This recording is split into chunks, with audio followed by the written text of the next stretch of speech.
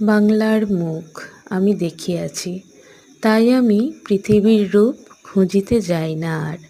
অন্ধকারে জেগে উঠে ডুমুরের গাছে চেয়ে দেখি, ছাতার মতন বড় পাতাটির নিচে বসে আছে ভোরের দোয়েল পাখি। চারিদিকে পল্লবের স্তূপ, জাম, বট, কাঁঠালের, হিজলের, অশ্বত্থের করে আছে চুপ। ফণিমনসার ঝোপে সটিবনে তাহাদের ছায়া পড়িয়াছে। মধুকর ডিঙা থেকে না জানি সে কবে চাঁদ চম্পার কাছে, এমনি হিজল, বট, তমালের নীল ছায়া বাংলার অপরূপ রূপ দেখেছিল।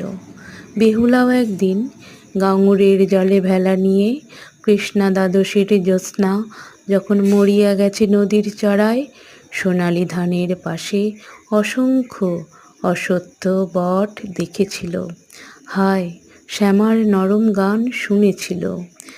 একদিন অমরায় গিয়ে ছিন্ন খঞ্জনার মতো যখন সে নেচেছিল ইন্দ্রের সভায়, বাংলার নদী, মাঠ, ভাট, ফুল ঘুঙুরের মতো তার নেচেছিল